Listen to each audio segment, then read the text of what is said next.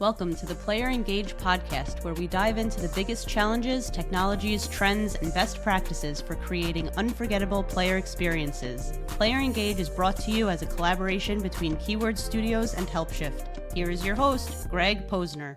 Hi, everybody. Welcome to the Player Engage podcast. Today, we're going to dive into the career journey of Andres Tallos, co-founder and CEO of Everguild. From his early day at McKinsey Company to co-founding Mintsprint and eventually Everguild, Andres shares valuable insights and experiences gained along the way. Discover how he navigated development and publishing of acclaimed titles like Drakenlords and the Horus, Heresy legions, and how his strategic vision and passion for customer experience has driven Everguild's success.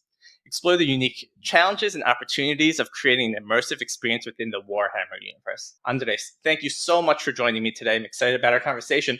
Anything I have left out that you'd like to touch on about yourself?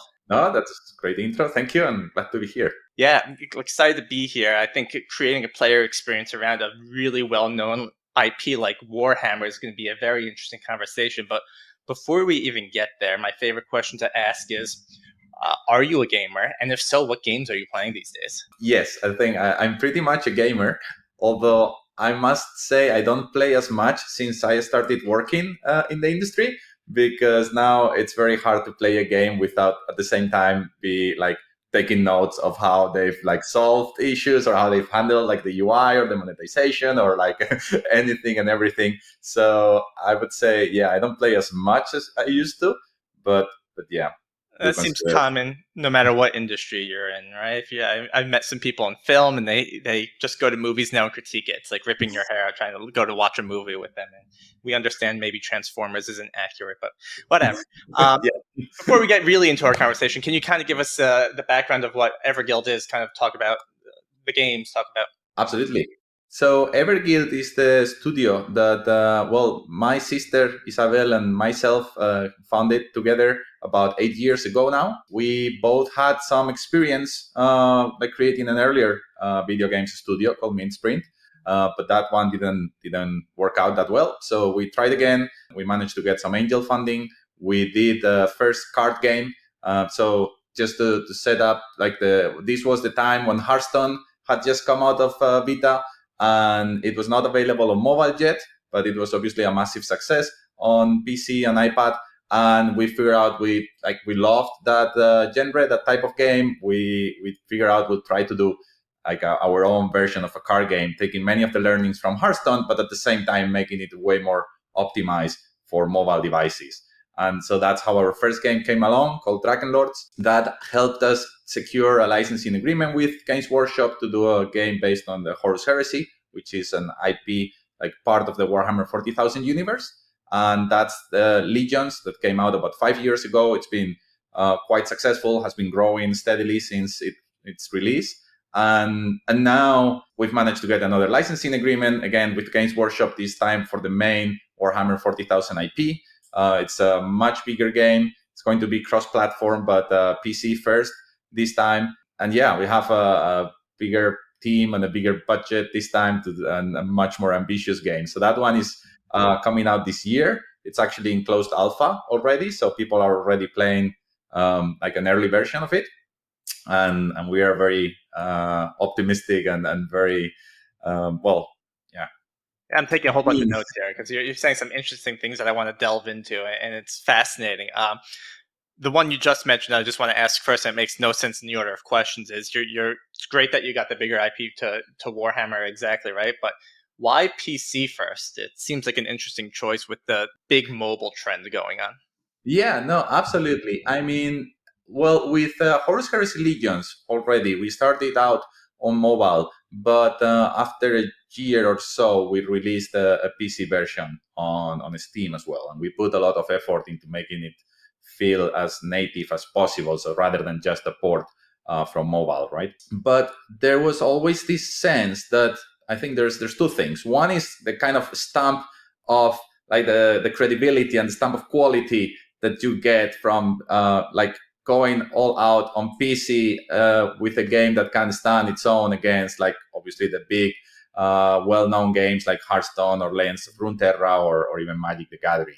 So we are trying to convey this idea that, hey, the quality that we're putting into the game, the finish, the production values are up there with the best. And second, one thing which is very important nowadays is if we want to have content creators cover the game, like on Twitch and YouTube, making like putting out videos or streaming the game, it's way easier to convince them to try the game on PC than it is on mobile.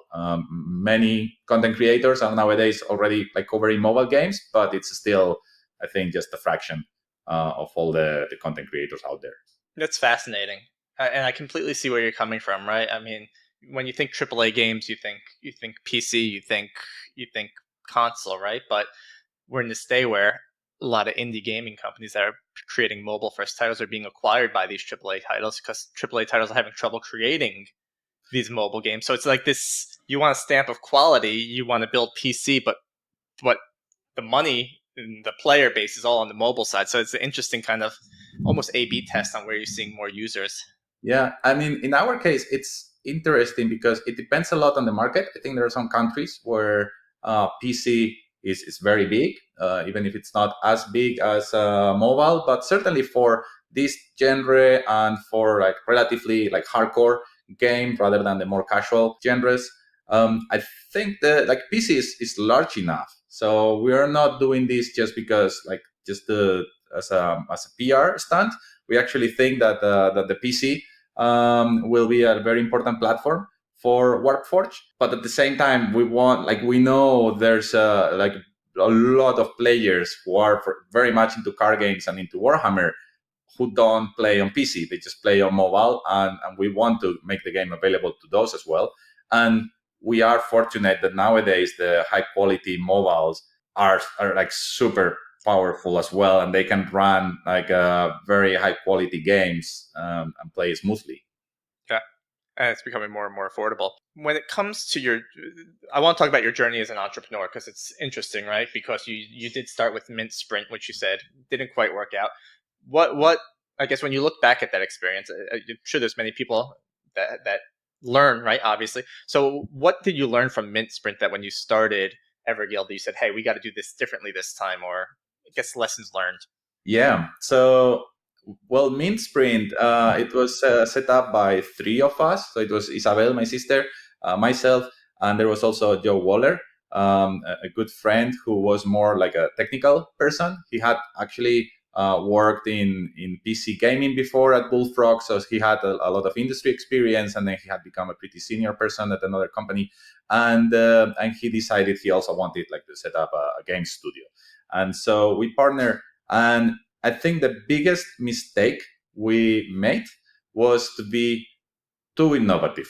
I think this is a lesson. It's often taught like there like this suggestion to people starting out with a new game, saying, "Hey, you have to be very innovative. You have to do something that that no other game has done before." And I think when you are starting out with your first game as a studio with a pretty small team, like we were at the time, obviously you have to do something different and something unique. But if you are like trying to innovate in too many dimensions and in too many axes, then it just becomes unmanageable. So in our case, the game we were trying to make was very innovative at a technological level. So it was like streaming, it was running on the server, and it was streaming the game to mobile devices.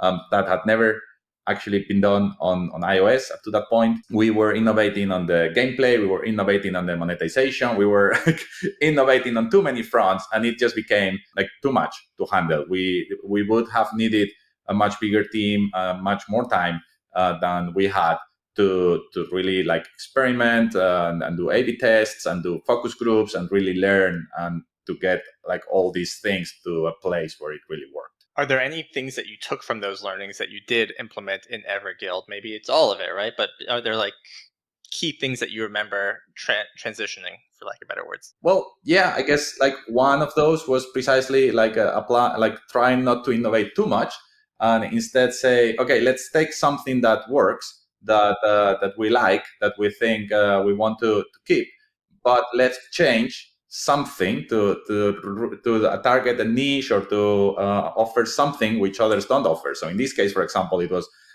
taking a lot of the ideas on gameplay and monetization from Hearthstone, but making it really optimized for mobile. So we changed the game mechanics, we changed the UI, we changed a lot of things in terms of the game, but with a very clear starting point and a very clear focus of what we were trying to achieve, how we wanted to be better than Hearthstone. Obviously, we couldn't compete on production values, or we couldn't compete on having like established fan base for the AP. But we could compete, for example, on having a way smaller build size for mobile, which is obviously quite important for many players. We could compete on having like much better performance in low spec devices.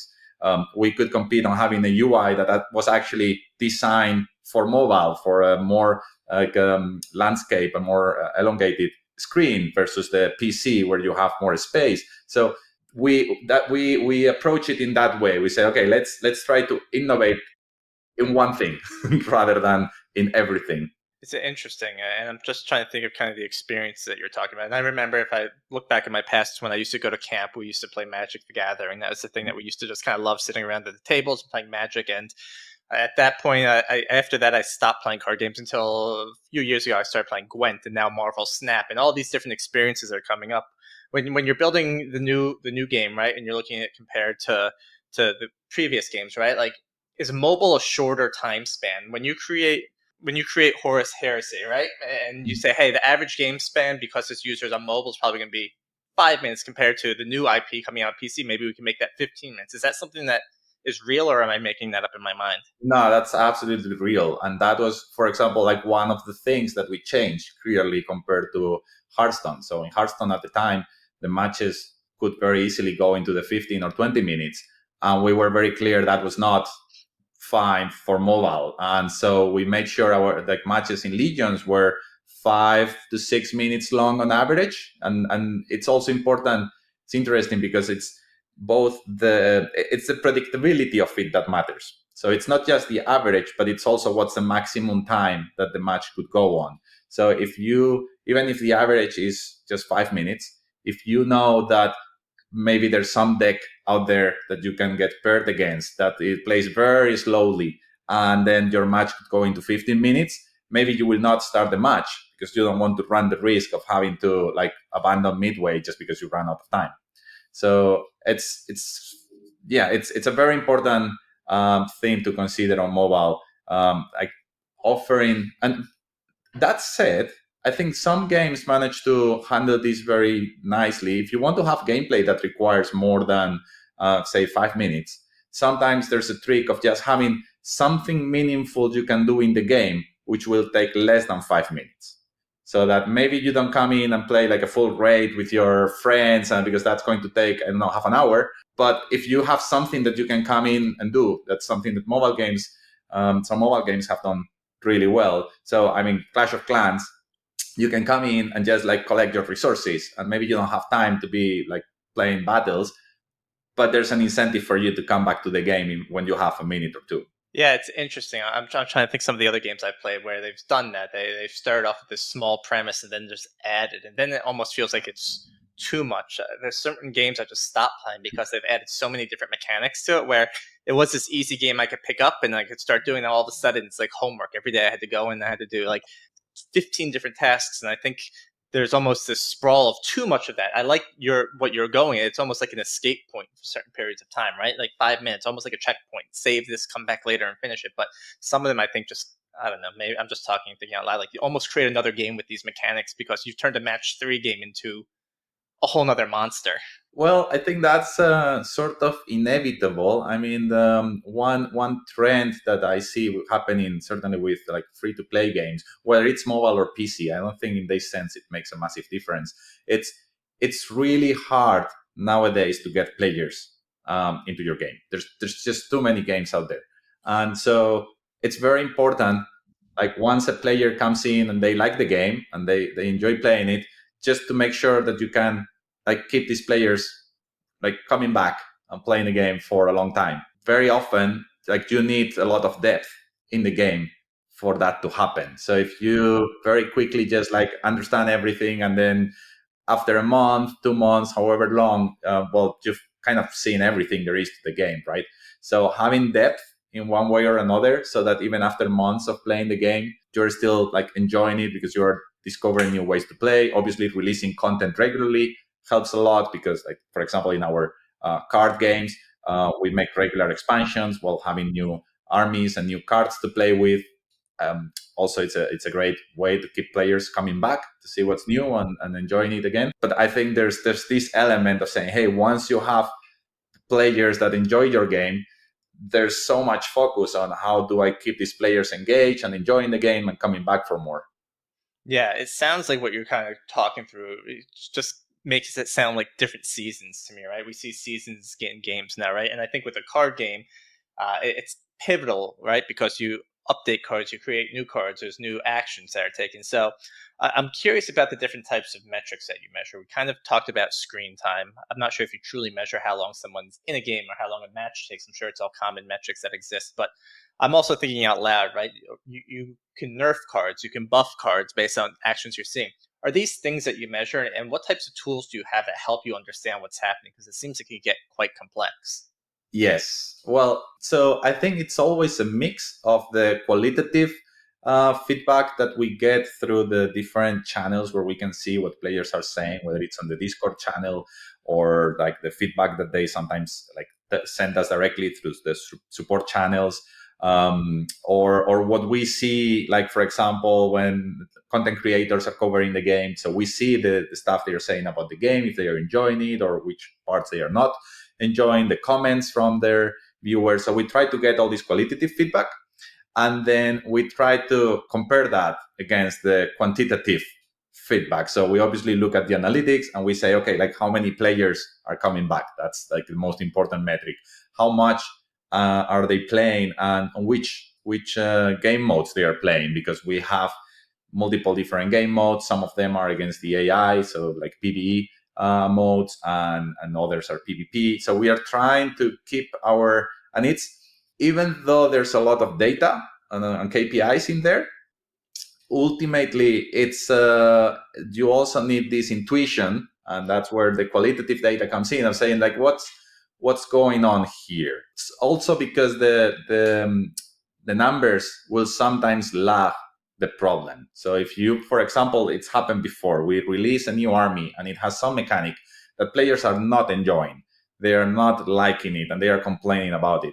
It doesn't necessarily get reflected in the figures straight away, because, like, hey, if someone is enjoying the game, suddenly something he doesn't like doesn't mean he'll leave immediately. But if you don't address that complaint or that issue or that mechanic that players are not enjoying, then probably like a few weeks down the line, you will lose that player. And by then it may be too late to do anything about it. So it's really a mix of the two things, and ultimately also, a sort of intuition, I guess, of saying, okay, it's like, because ultimately what we do is, to a large extent, is just managing players' frustration in a sense, right? Like, there's a certain level of frustration which is desirable. If everything is too easy, people get like everything too fast. They understand all the mechanics immediately. Then there's no challenge, there's no fun. But if there's too much frustration, it's a bit of a problem, right? So there's an element, I think, of subjective judgment of saying, hey, are we in the right spot, or how do we have a problem that we have to address?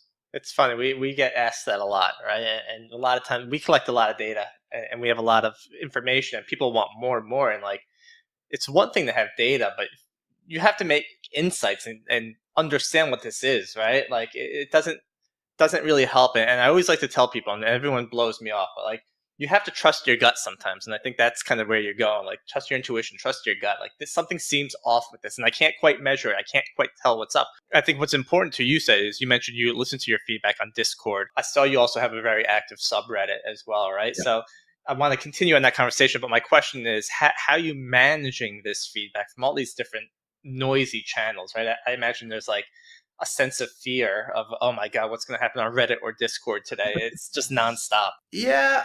I mean, for the most part, I wouldn't say there's fear necessarily. We've had some episodes sometimes when we've done something that a lot of players really didn't like, and then we've had some backlash. And then it's like, well, the important thing there is to really recognize when something like that happens and react as quickly as possible, because generally the players who complain the most are also the most engaged. They are also the most they really like in love with the game, or maybe they hate the game, but they still have like a very active involvement and engagement in the game and in the community. And so it's important to recognize when you've messed up and try to address it as quickly as possible. And it happens inevitably, because we are releasing new content every Friday. Inevitably we sometimes get things wrong, and so it's being able to tell that apart from the more usual situation where there's always some vocal people who complain about stuff, and it's fine. Sometimes they have a point, but it doesn't necessarily mean that the majority of players are feeling the same way, or that there is a problem you have to address. So it's it does require a filter of saying when there is a fire versus, well, it's just a normal day to day. And I think the way we do that to some extent is obviously a lot of our team members are also players themselves, and they are also somehow like with the finger on the pulse of what people are saying on the different channels. And the advantage we have is that the different people in the team are engaged in different channels. So we know what's going on Reddit. We know what's going on Discord. We know what it's going on like on the VK. We have like a big Russian-speaking community of players as well. We have a pretty sizable number of Chinese players as well who don't communicate with us as often, and it's harder to know what they are talking about. But sometimes if something is really problematic, they will actually reach out as well. So sometimes what we do is simply triangulate. Like, okay, like some people are complaining a lot on Discord about something, but no one, it hasn't come up on Reddit, or it hasn't come up in the Russian community, or it hasn't come up with, it's like, well, maybe it's not so bad, right? It's not that we don't pay attention to it, but here's where that intuition has to come in and say, okay, to what extent is this really a problem versus just a very loud minority? Yeah, it's one of those things where if there's smoke, there could be fire, but you don't want to overreact beforehand. And you mentioned kind of some people might hate the game. And I truly think if people hate the game, it means they actually love it and they're just frustrated, right? I mean, if someone takes the time to truly hate something, it means that they spent enough time in it to get to know it and understanding that. And I guess my question is, when you have different users that are monitoring these different channels, do you have like a central repository where you and the Everguild team just kind of sit and share this information? Like, I heard this on VK, I heard this on Twitter, I heard this on how do you?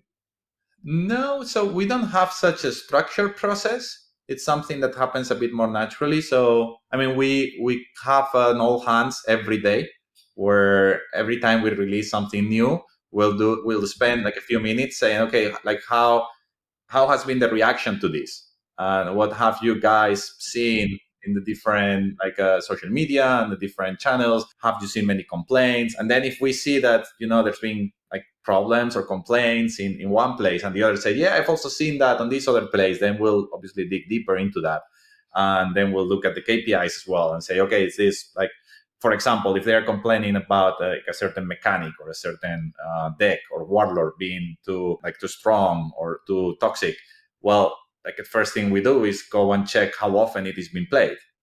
Because if it has suddenly become super popular and everybody's playing that toxic deck, then we have a problem.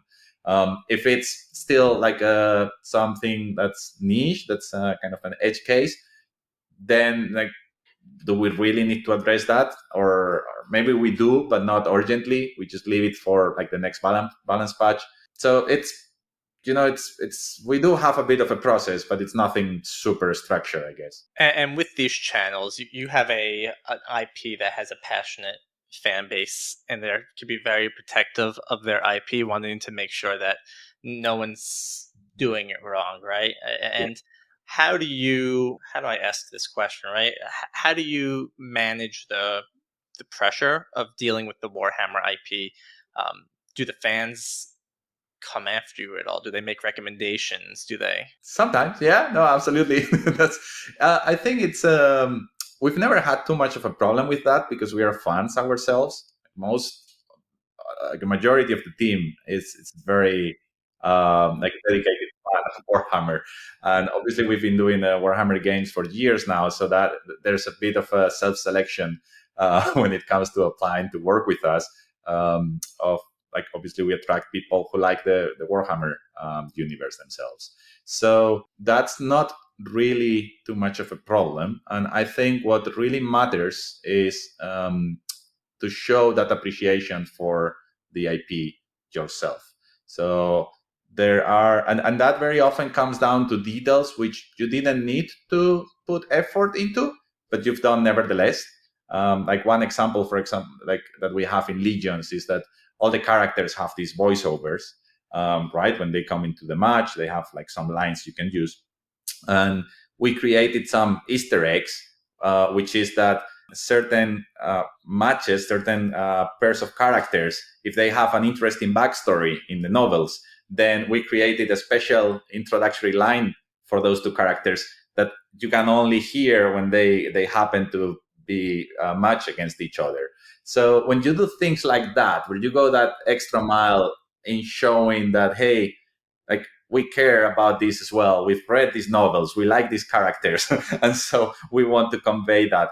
I think that gives you a lot of credibility with the community. Doesn't keep them from telling you every time you get something wrong. And we do our best not to get everything right. But sometimes we've made some mistakes. Like maybe, I don't know, we've put the wrong helmet with a certain armor. And we've missed that. And Games Workshop, who reviews all these, they've missed that too somehow. And then players tell us like within a minute of the new content coming up, we just fix it. I think this is again something that is easy to say, but I think you have to prove it every day, that when you make some mistake, well, you just go in and fix it as quickly as possible. And that's what we try to do. It's fun. It sounds like it's like little Easter eggs hidden in the game when you find the right two people to match and you get that fun thing. It's kind of, if as a fan, you'd be like, oh, that's awesome. That's fun. And when you talk about, you created Drakenlords, right? And then from that point, you said you heard from the Warhammer IP. Do you reach out to them? Do they reach out to you? How does that conversation actually happen? So in this case, it wasn't so difficult because Games Workshop has a licensing team that they've set up like long ago. They've been doing licensed video games for many years, and they tend to go to a lot of the conferences, like games conferences and licensing conferences around the world, but especially in Europe and especially in the UK. So yeah, we just met them at one of these conferences. We actually met them when we were developing Drakenlords to see if we could, and we pitched like using one of their IPs, but it didn't fly at that time. But then after we had released the first card game and we had proven that we could make a game of in that genre of decent quality, then that gave them, I think, more confidence to partner with us to do another card game. I want to think back to something you said a little earlier, right? With you and your co-founder Isabella, you guys make all these games, and I'm just curious, like, two of you sit down and actually play these card games, or you guys pick up other competitor games, not competitor games, but other similar games like Snap and the other ones, and talk about the mechanics that you like and you don't like? Absolutely, yeah. That we have to do. I mean, I've been playing a lot of Snap as well lately. I mean, it's again both for work purposes, because we need to understand every time, like one of these new games. Snap is a great example. They always innovate. They always bring something new to the table, and I think understanding how that works and understanding how that makes you feel as a player, like what's the experience of going through it, is quite important. But even more than that, we love these kind of games. I mean, I've used to play a lot of Magic the Gathering and many other physical card games like Vampire and Spellhammer, Doom Trooper back in the day, many years ago. So yeah, it's obviously a type of game that we enjoy. So it's easy to play these new games when they come up. Who's better between you and Isabella? Who gets more of the wins? I think that could land me in trouble. So fair enough. I'm going to ask this next question. If I can't ask this, I'll edit all this out. But you are a part of the Stillfront group.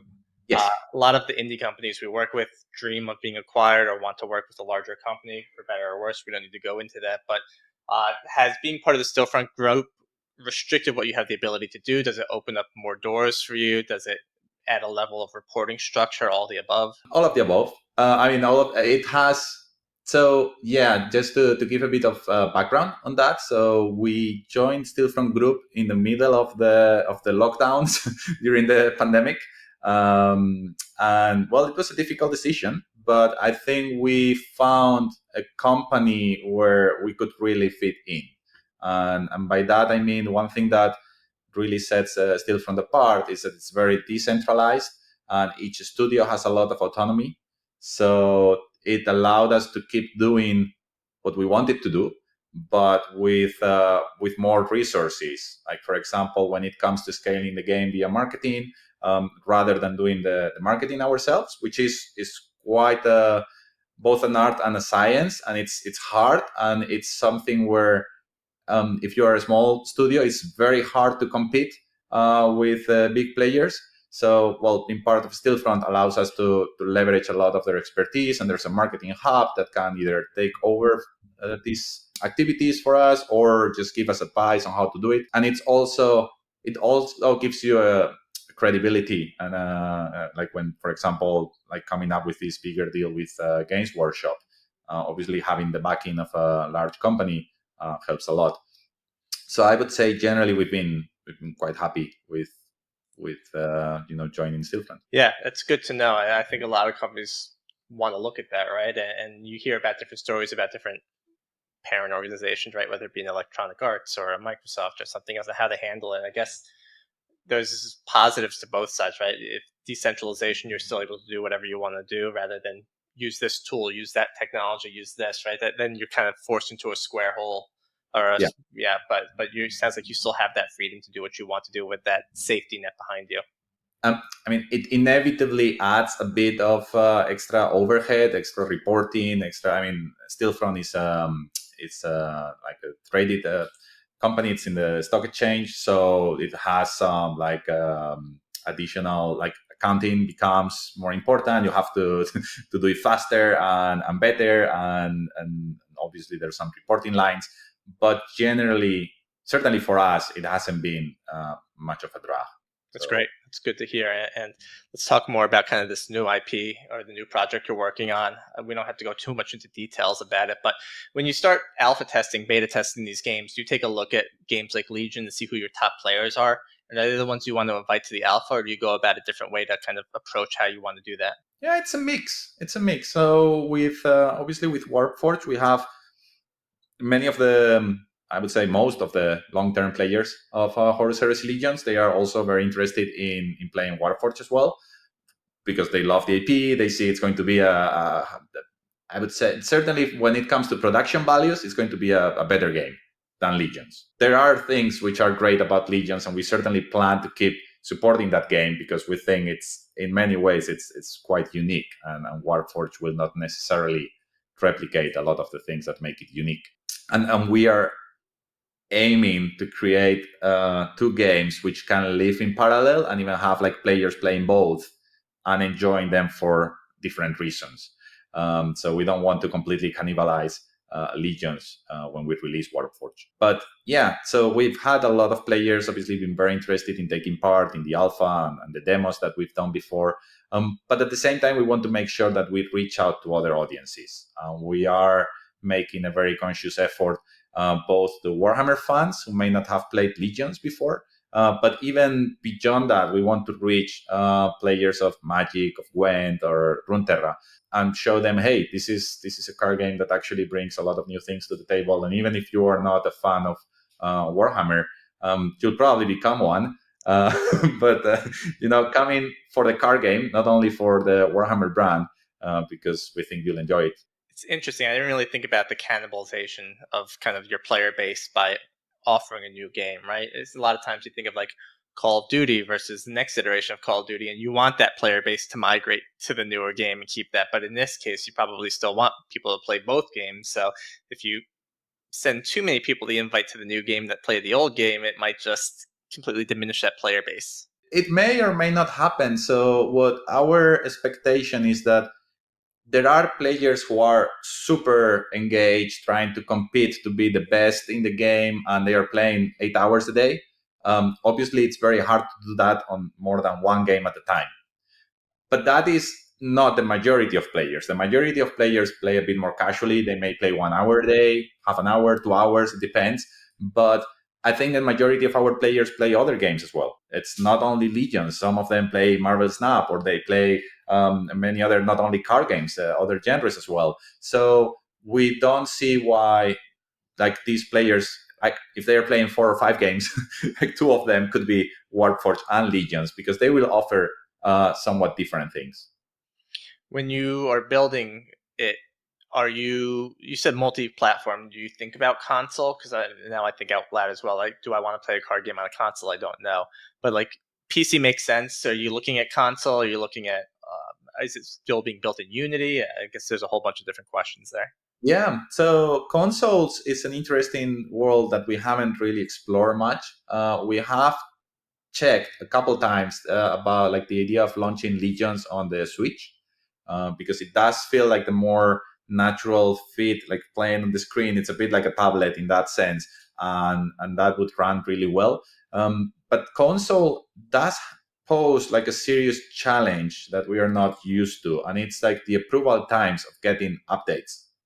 It's, even if you just distribute digitally, even leaving aside all the challenges of actually like creating discs or or cartridges with your game, but even if you distribute digitally, the speed that we are used to on mobile and on PC, where we can like compile a new client, an update, and have it in players' hands in a day or two, that's not something you can do on console.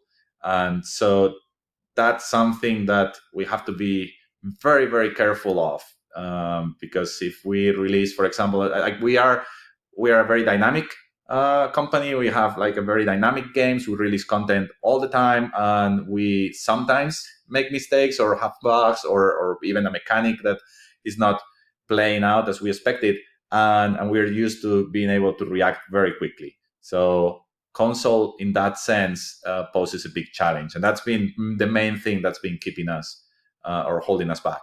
It's funny, I'm sitting here thinking, like, do I really want to use my controller to play a card game? And it didn't even come to me. Like, I've heard people complain about the approval times from Microsoft or from Sony to be able to push updates, and yeah, I mean, the amount of times that you don't even realize you release an update with a card that's just not balanced properly, and all of a sudden, if you're gonna have to wait on console, that's gonna be a terrible experience for the player itself. I mean, there are card games on console. There's like Gwent, there's Pokemon, Yu-Gi-Oh. There are card games which are doing relatively well. So it's not that. I think obviously the controllers are something we haven't really figured out, but I think there's probably a solution for that. But the more behind the scenes part of getting the updates, that's what for us so far has like really held us back. If you could go back to Andres in 2000, so 23 years ago, and give yourself some advice of things that you've learned over the years, is there something specific you would tell yourself then? Or, yeah. Oh, it's a good one. So first of all, back when I finished, so 23 years ago, it's I was at university. I never really considered gaming as a career prospect, which is strange because it's not like the industry in Spain is not huge, but it's not that small. And I had even some friends working there, but I was quite keen to become an entrepreneur, and gaming was my hobby, but never really thought of that as a career path. And so I went to consulting to learn a bit more about like business in general, did my MBA. And I think, in a way, I probably came into the industry at the right time, where I could bring together not just my passion about games, but also my learnings about business in general. Because with free to play, you really have to merge the two into the game. Like before, you could just develop a great game without having to worry too much about the economics. It was like there was a publisher who cared about doing the marketing and just trying to sell as many units as possible. But now with free to play, like the game itself, you have to worry about how the economy is balanced, how do you manage it long term. Even the marketing becomes very integrated with the game development itself. So you do the marketing not just at launch to get as many players to try it as possible, but you do marketing throughout the lifetime. Whenever you have a big update or whenever you release a new feature, many marketing campaigns are focused on like re-engagement, like bringing back players who have played and enjoyed your game for a while, but then they disengage at some point, and very often not because they wanted to stop playing, not because they decided that they no longer want to play the game. Very often, players stop playing simply because they start trying a new game, or a new Netflix show comes up, or like anything, or they just won't go on holidays and they come back and they kind of for some reason it stops being part of their daily routine. And so very often just letting them know that, hey, there's a new army that just came into the game, and it's enough to bring them back and to like re-engage them. So all the business elements, the marketing, the monetization, the economy are now very integrated with the core game. Yeah, it's interesting how, I mean, in this 2000s, right? We're talking Dreamcast and PS2 era, and that's like the first kick of online gaming I remember, because I had the Dreamcast. And I mean, then we had the rise of mobile, which changed gaming forever, right? Then we started seeing the free to play, like you said, right? Where it's less about creating the game. Well, it's less about creating the perfect game and just getting something enjoyable to the market, then fix it once it's launched. And for better or worse, that's where we are today. It seems like a pivotal time in history for gaming. Yeah, I think the expectations have been rising steadily on what people expect, even on mobile games on release. But yeah, there's certainly, I see it much more as a service nowadays. Like it's not enough to just release the best possible game. You have to think, hey, you're going to be providing a service, hopefully for many years, and so you have to have this like long-term plan in place of how you plan to grow and keep your game. Well, I think it's a mix between the two, or a balance. You have to understand what you're creating. And I go back to the game Redfall, because I was very excited about Redfall, which didn't want to be a games as a service, right? Like Arcane was known for their single player, for their immersive experience, but they were kind of forced to go down a route that just didn't fit. So if you look at a single player game, maybe you do want to create that immersive experience. You don't care about the service side of it. It's just know what you're building and don't try and conquer the whole world, I guess, with a single game. Yeah, well, I mean, we've chosen a genre which is in a way the path was set for us, because obviously Magic had created the genre and also showed like how to manage it long term. And like one anecdote I remember that surprised me, but initially, but then I completely understand. When we were releasing our first game, Drakenlords, our first card game, and we were like showing it to players, like we did a pre-release where we like showed it at a trade fair in person, and a lot of players were asking us, like before it was released, what the long-term plan was. They wanted to know, hey, how often are you going to do expansions? How certain can I be, basically, that you will not just like die out in a few months?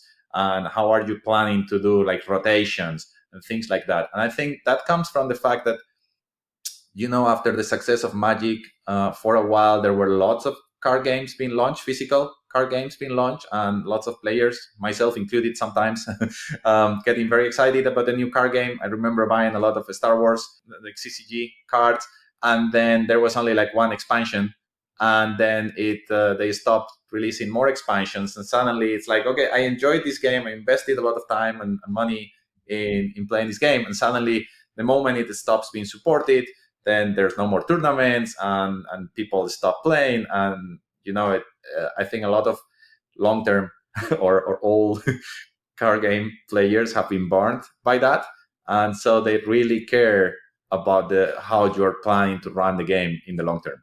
Yeah, right. If you're going to make an investment, you want to make sure it's a fairly sound investment, and it's probably intimidating questions to be asked before you even launch. Like, I'm hoping we're here forever, but it's up to you guys. Does having your sister Isabella as a co-founder help you in that case, where you could bounce ideas between each other? Yeah, absolutely. I think in our case in particular, we also have like a very, very different perspective.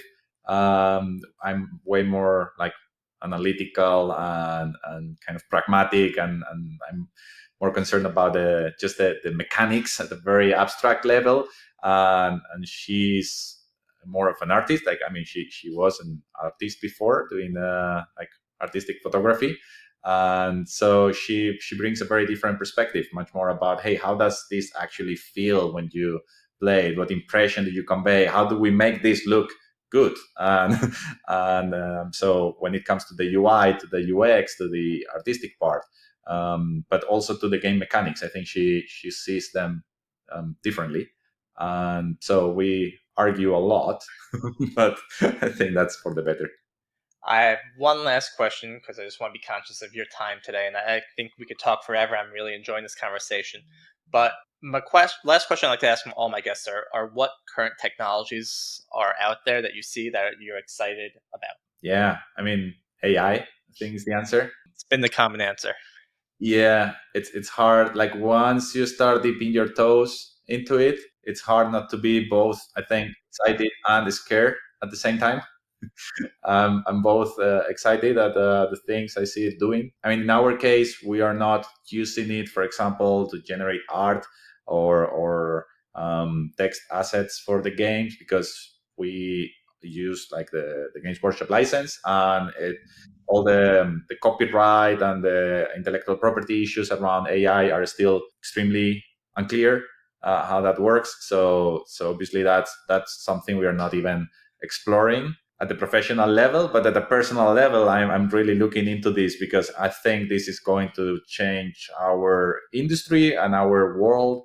You know, we are very keen to at least see it coming as far as we can.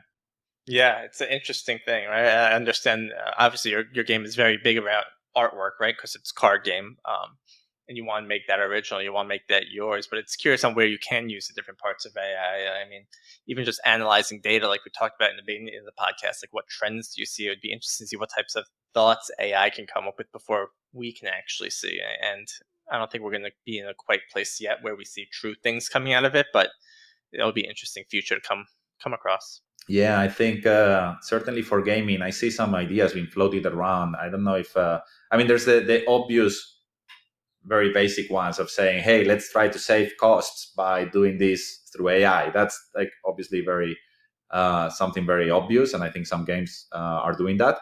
But I'm way more interested in the things that you simply couldn't do before, and you can suddenly do now. Like for example, like just having the NPCs like controlled by AI. So rather than you having to program all the possible interactions, if you could bring that level of intelligence into the game, suddenly it opens up possibilities that didn't exist before, and that's what I'm much more interested in. Is that what new games or we could do that didn't exist? I'm excited about playing a game one day and just talking to an NPC for hours and having just a unique conversation that's generating on the fly. I think it's going to be amazingly immersive as a technology to really help pull you into it, especially when it knows who your character is, it knows what your stats are, it knows like it will know who you are, and it's a cool thought about what the future can be of video games. Yep. No, absolutely. A bit scary as well. Yeah, I think, but yeah, that's my kid's problem. That's what I like to think. Um, but Andres, thank you so much. I think this was a great conversation. As I said, I think we can keep talking. But before you go, is there anything else you'd like to just share with our audience, or anything in general? No, I mean it's been a pleasure. Thank you so much for inviting me. I think well, just a reminder that we have like Warforged coming up, and it's going to be a great card game based in the Warhammer 40,000 universe, and it's already in closed alpha. So we do invite anyone who could be interested to join like the waitlist to sign up for the closed alpha, and we're distributing keys gradually, hopefully launching the game before the end of the year. Cool. And we'll post all of Andres and Workforge and Hearsay, Horus Hearsay, sorry, on our Player Engage website. So we'll have all that information. Again, Andres, thank you so much for that, and I hope you have a good rest of your day. Thank you very much. You too, Don't, Greg. sorry, don't actually leave yet.